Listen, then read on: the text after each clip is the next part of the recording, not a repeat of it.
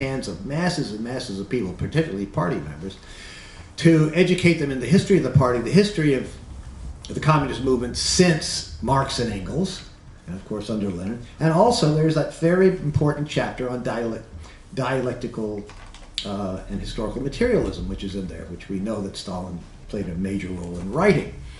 And after Khrushchev takes over, Stalin's dead, Khrushchev takes over, he gives his speech, he attacks Stalin. Of course, they have to rewrite the history of the Communist Party. You have to rewrite the history of the party. And they do. And they, not only do they include all kinds of lies about Stalin, they take out that chapter on dialectical and historical materialism. And it never gets put back in because there's a history of the party written under Brezhnev, and there's another one in the 80s. Always, that's all taken out. Like, we're not interested in educating our members about Marxism, about dialectical materialism at all. So there's a process. When I mentioned this, and Roger Kieran took exception to this, I mentioned this, that there's a process that starts back not only during the Stalin period, but presumably even before the Stalin period, in the Lenin's period, perhaps going before the revolution, that produced this kind of result, okay? This cadre, if you want, this leadership group, these people who ultimately took leadership, who did not know Marxism, okay, and were not dedicated to the goal of the transition to communism at all. So we need to look at that. I mentioned, you know, as a kind of off the cuff, that the use of market relations, we need to take a close look at that. There's a period of time, sometime in 1932, I've never been able to find any information about this. I'm not the only one who's looking. Sometime in 1932, the Central Committee evidently decides that communists don't have to have a maximum salary. Up until that time, there was something called a party max, which means the party maximum. If you were a member of the Communist Party, you couldn't earn more than a certain amount. Okay, even if you know, in other words, you're an MD, okay, or an engineer. The non-party MDs and engineers and the people that you invite import from Europe or from the United States to help with these technical jobs, they make a lot of money, right? But if you're a party member, you have a maximum that you can't earn above that. And then it wasn't that they had all party members making the same, but there was the max, okay? And at some point in 1932, that's eliminated. And I've not been able to find out the details about just how that decision was made and what, even the precise date. There's a guy named Roy Medvedev who wrote a book which at one time was well known. It's published back in the late 60s called Let History Judge. In English it's called Let History Judge. He was a Khrushchevite who wrote this terribly anti-Stalin book. But it has some interesting things in it, although it's almost all completely false. He's still alive. He's like 95 years old. Still writing. I'm sorry, what was the name of it? Let History Judge is what it's called in English. It's called something else in... anyway, that's what it's called. That's what you're going to find. And somewhere in that book, he says, this decision was made on February the 8th, 1932.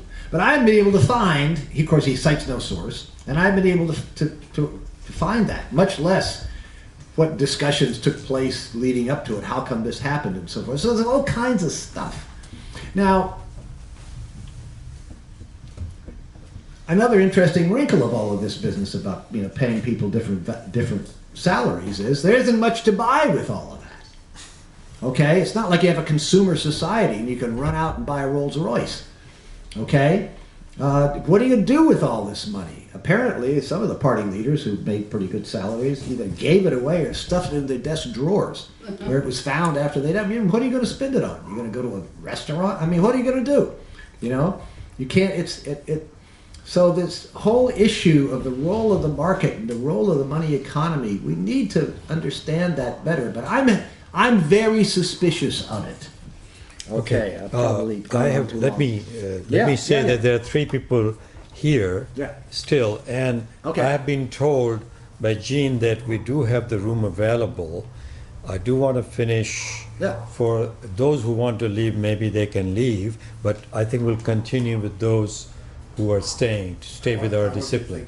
Can I get online again since I didn't talk No, to first them? I have to get all the. I just want to be online. I have you, Three people. and then there's 3 people, and then we'll come back to Well, it. could you make the announcement about lunch, Raj? To my gulag and. Yeah, I'm going to get to that in a second. Yeah, Could I we know, get- but I'm. Could you make the announcement about lunch, so that people Yes, people yes. who want to stay Yeah, don't run okay. away? Yeah, there's we have. We're going to go to Seta Thai restaurant, which is 2 blocks this way, 6230 Telegraph. It's across the street. Yeah, it's across the street. Side of the street. It's on the other side of the street, but 2 blocks to So the if you right. wait till the end of the proceedings here, follow those the of you crowd. who Yeah. those of you who wish to come, we're all going to go to this restaurant, Okay. and we can sit around and chit chat over Thai food at one of these tables. So But- I have a suggestion. Let us take the 3 questions or comments, and then you answer all of them. Okay. Is that okay? Okay, I'll get back to Larry's Yeah. point too. Okay. Okay, so some of the, let's say, main attacks on. Alan. Doug.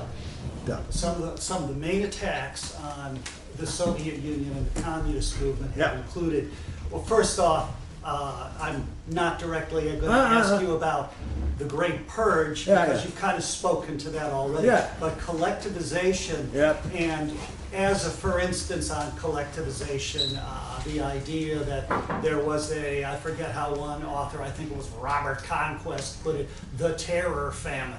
Yeah, was yeah, the name yeah, of yeah, his yeah. book. Yeah, yeah. Then, on Marxist Internet Archive, for instance, there have been refutations of that Yeah. around things such as, well, yeah, the population in Ukraine went down, and a big part of that was industrialization and people moving into the major cities. If you could kind of speak and, put some meat on those facts in your interpretation, that'd be one thing.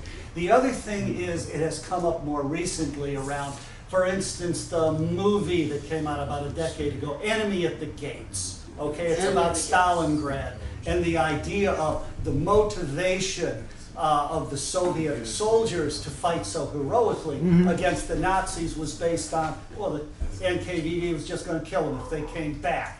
And that, so, in terms of your, research on that and your reputation of that, I'd be very interested.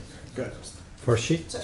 Yeah, Gregor, just a general question. Do you think that the direction that Chinese and Vietnamese taken down the road, a part of that was for the reason that they learned some lesson from the mistake that Soviet Union did? What's his name? What's his first? Farshid. Farshid. Charlie? Well, you know my name. Yes, I do. What is socialism?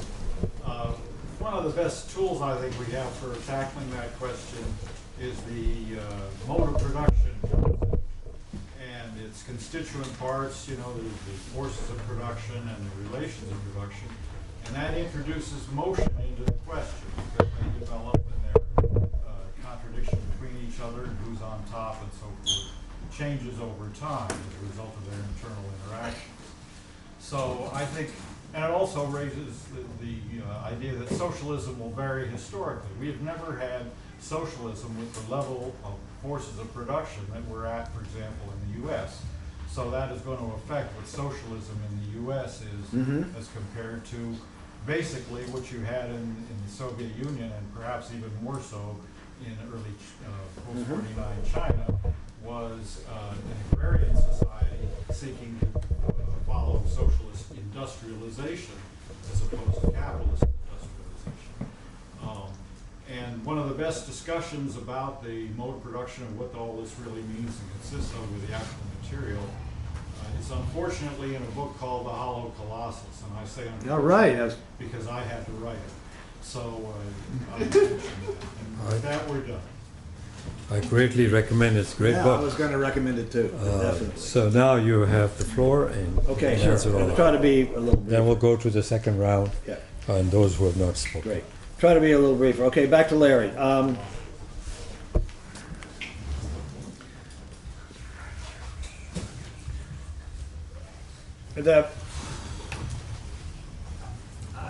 Again, I go into the business about the Eastern Poland, Western Soviet Union issue on the articles that I've mentioned before, this article on my webpage, and then again extensively in my book Blood Lies, and also Kotkin's interpretation of this in my book Stalin Waiting for the Truth.